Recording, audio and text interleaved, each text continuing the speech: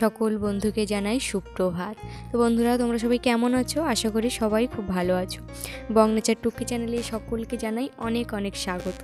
তো বন্ধুরা, এই যে আমি দেখতে পাচ্ছ সাইকেল নিয়ে বেরিয়ে পড়লাম সকাল সকাল, কারণ আমি যাব একটু ওষুধ আনতে। একটা ওষুধ শেষ হয়ে গেছে, মানে হাতে যে টিউমারটা ছিল ওর জন্য ওষুধ খাচ্ছিলাম, তো একটা ওষুধ শেষ হয়ে গেছে, তাই এই যে চলে গেলাম সাইকেলটা নিয়ে। কারণ আমার অনেকটা দেরি হয়ে গেছে, সকালবেলা থেকে এতটাই মানে বাধা পড়ছে যে আমি যেতে পারছি না। মানে সেই কারেন্ট চলে গেছিলো, কতক্ষণ ছিল না, খুঁজে পাচ্ছি না জিনিস, এইভাবে না অনেকক্ষণ সময় কেটেছে।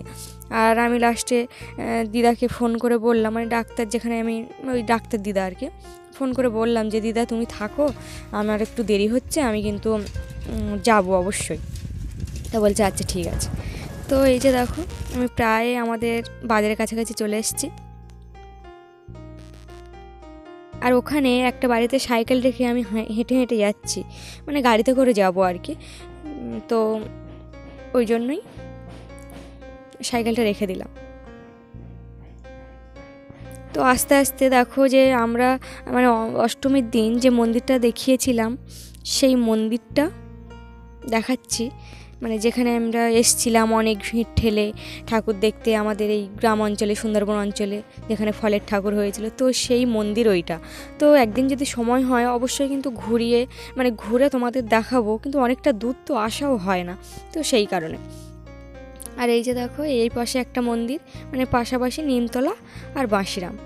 তো চলে আসলাম কথা বলতে বলতে অনেকটা পথ পেরিয়ে। আর এদিকে দেখো সারা মাঠ কি সুন্দর সোনালি কালার হয়ে আছে, মানে যেন সোনা ফলেছে।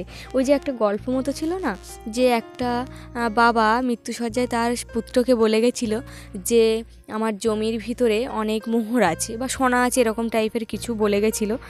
সে সারা মাঠটা খুঁড়ে খুঁড়ে মানে পুরো চাষের মতো হয়ে গেছে। তখন তার স্ত্রী বলল যে হচ্ছে সেই যখন সব হয়ে গেছে তবে ধান ছড়াই।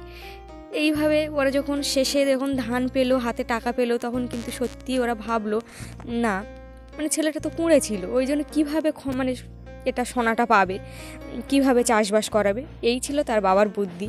তো যাই হোক, অবশেষে তারাই ধান বিক্রি করে অনেক টাকা পেলো।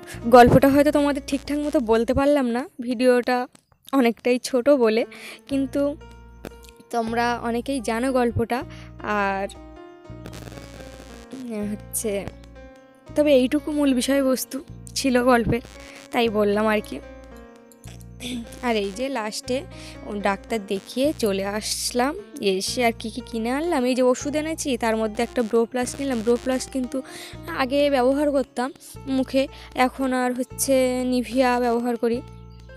তো এই যে দেখতে পাচ্ছ সুতো আছে সাথে, সেলাইয়ের জন্য একটা ফলস আছে, তো এইসব নিয়ে এসছি।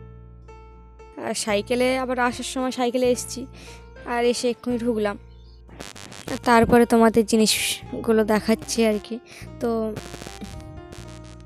এখন দেখা যাক মুখের ওপরে যে কত কিছু মানে অ্যাপ্লাই হচ্ছে, অ্যাপ্লাই ঠিক নেই, এগুলো মুখে শ্যুট করে আর কি, মানে কিছু বের হয় না, ওই জন্য ব্যবহার করি। আর আপাতত নিভিয়ার তো অনেক দাম, কিনলে একবার বড়টা কিনবো ওই জন্য। আর এদিকে বাড়ি এসে দেখি মা দেখো উঠানটা পুরোটাই মানে একটু গোবর গুলে দিচ্ছে, আর এদিকে বাবা ওই যে মটর খাটিয়ে আবার বাগানটা একটু ভিজিয়ে দিচ্ছে, না হলে সেই যে জল দিয়েছিলাম তোমরা দেখেছিলে। তো বন্ধুরা, আজকের ভিডিওটা এই পর্যন্ত। তোমরা সবাই ভালো থেকো, সুস্থ থেকো, টাটা।